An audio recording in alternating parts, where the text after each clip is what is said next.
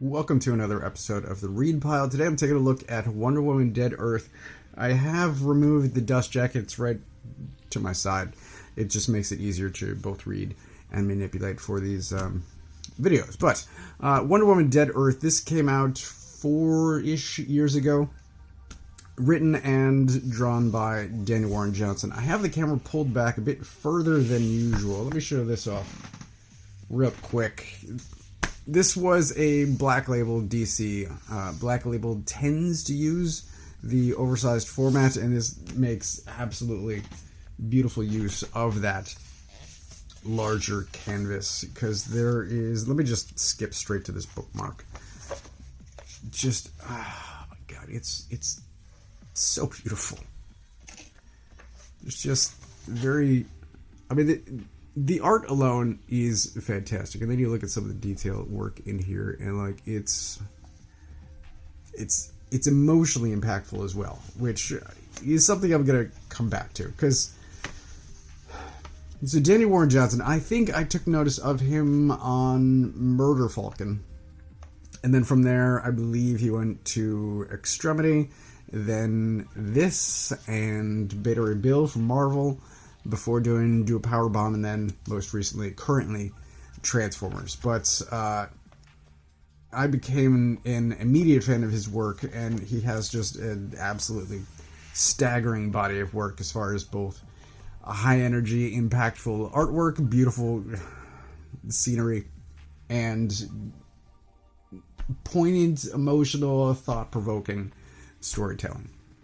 He is absolutely a modern master of comics, but just storytelling in general. So this is, in essence, Dead Earth. It's post-apocalyptic Wonder Woman. I've never honestly been... I like the character of Wonder Woman. I tend to read her as a team character, not a solo character. So I read some of the New 52 Azzarello Chang stuff, and it didn't hook me, and I've never read, I think, any other of her ongoing solo titles.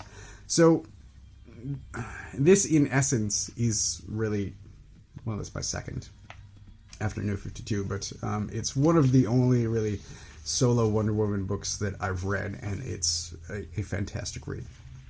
One thing that I wanted to point out, because I've talked about this elsewhere, is most recently, I was talking about this in Dawn Runner, how the monster and the mech during a fight scene it was difficult to figure out what was happening.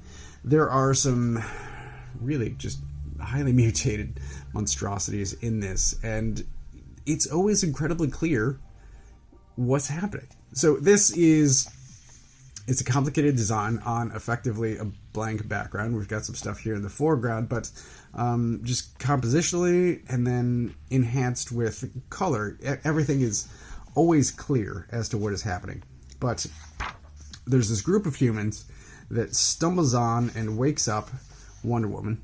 That's her there on the ground. And as I said, it's post-apocalyptic. We find out what happens to some characters, but it's really only Batman and Superman as far as the rest of the DC universe what happens. And it's talk about a gut punch when it's revealed how the Earth got this way. Anyway,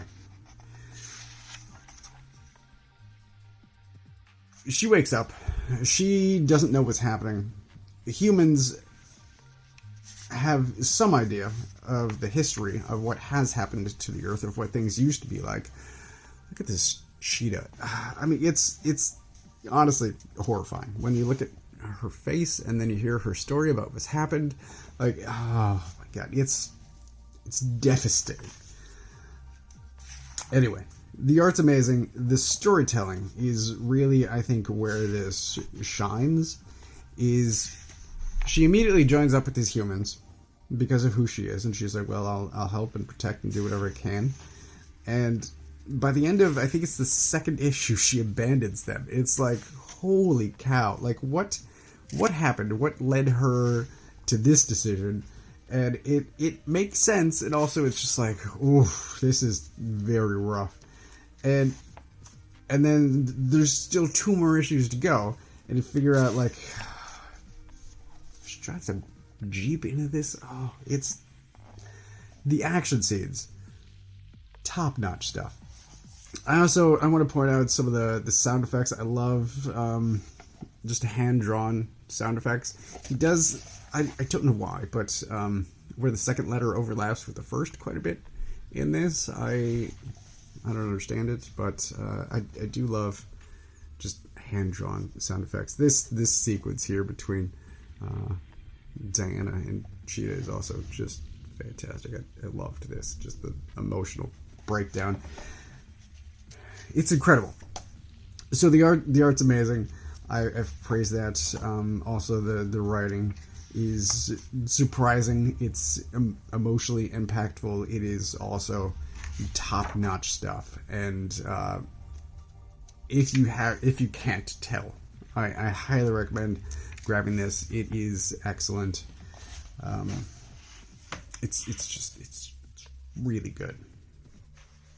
There's a reason Danny Warren Johnson is so successful, and it's because both his writing, I think possibly his writing is better than his art, but his art is, let me just look at this. Look at this. And then they'll tell you what happened, but holy cow. It's look at that. Holy cow. So yes, I loved it. I highly recommend it. If you have not read this, go get it. You will not be disappointed.